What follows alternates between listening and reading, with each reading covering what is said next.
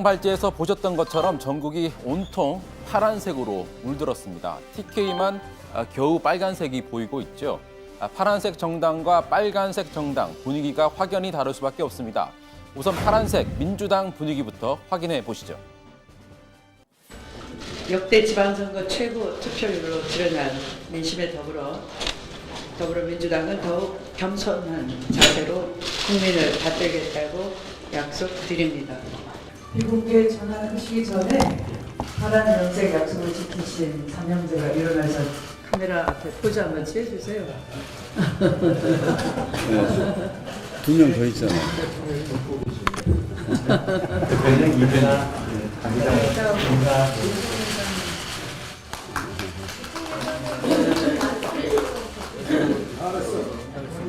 일년간 한다고? 네, 우리 앞으로 2년간 한다고? 2년. 1년간. 자, 다음은 빨간색 자유한국당으로 가보겠습니다. 분위기 매우 심각합니다. 홍준표 대표는 어제 출구조사가 나온 직후에 이 당사 밖으로 나가버렸습니다. 선거 결과 한마디 말씀해주세요. 페이스북 보세요. 그 페이스북에 올리신 거 어떤 의미로 올리신 건지. 잠시만요. 자, 페이스북에 올린 글 바로 이겁니다. The buck stops here. 미국 트루먼 대통령이 자주 썼던 말로 알려져 있죠. 모든 책임은 내가 진다는 뜻입니다. 홍 대표 실제로 선거 참패에 책임을 지겠다면서 오늘 대표직에서 물러났습니다.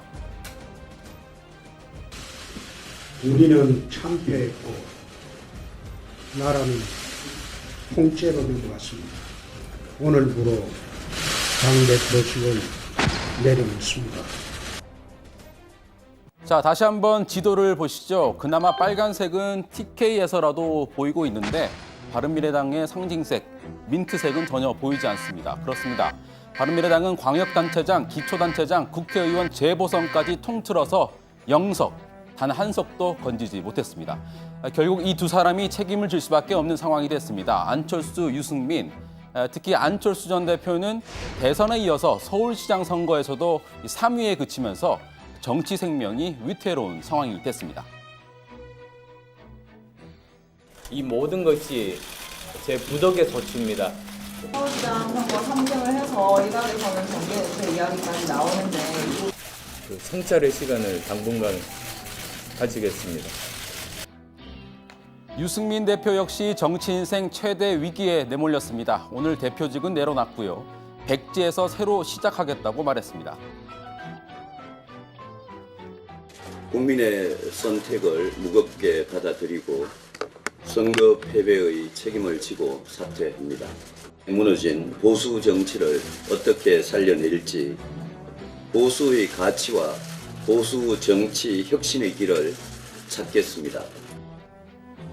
자, 이번 선거 결과를 놓고 이제야 대선이 끝났다라고 말하는 네티즌들도 있었습니다. 그러고 보니까 지난 대선에 나왔던 홍준표, 안철수, 유승민 유력 정치인 3명이 모두 무대에서 물러나게 됐습니다.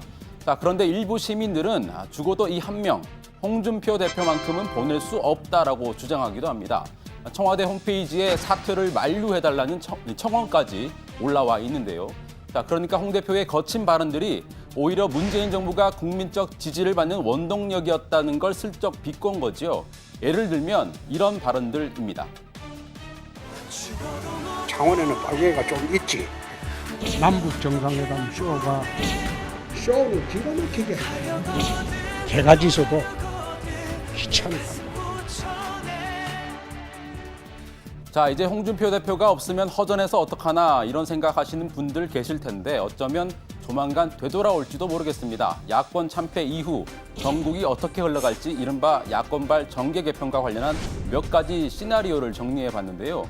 그 첫 번째가 자유한국당 조기 전당대회와 바른미래당 통합입니다. 자유한국당은 조만간 비대위 체제로 전환이 될 것으로 보이는데 결국 조기 전대를 띄워서 새 지도부를 꾸리고 사실상 와해 수순으로 가고 있는 바른미래당까지 통합한다는 시나리오가 검토되고 있습니다. 이 과정에서 홍 대표가 다시 전면에 나올 수도 있다는 전망이 나옵니다. 홍준표 대표가 오늘 거취를 네, 표명한다고 아마도 하는데 사퇴하겠죠. 예. 그분이 그렇게 간단한 분이 아닙니다. 그렇죠? 사퇴는 하지만은 다음 전당대회를 또 준비할 거고 좀 두고 봐야 되겠죠. 저는 재출마한다고 봅니다. 자, 두 번째 시나리오는 자유한국당까지 해체해서 아예 새로운 보수 정당을 창당하는 경우입니다. 이 경우엔 전혀 다른 인물이 구심점 역할을 할 수 있습니다. 야권에선 원희룡 제주지사 당선자를 주목해야 한다는 주장이 나옵니다. TK를 제외하곤 유일하게 민주당 후보를 꺾은 인물이죠. 단번에 야권의 차기 대선 주자로 떠올랐는데 일단은 당적은 가지지 않은 상태에서 보수 세력을 규합하는 작업에 나설 거란 전망이 나옵니다. 자, 오늘은 우리가 떠나보내게 된 3명의 정치인에게 띄우는 음악입니다. 정치가 음악을 만났을 때. 집으로 돌아가는 길에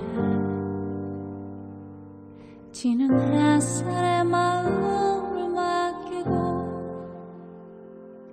나는 너의 일을 떠올리며 수많은 생각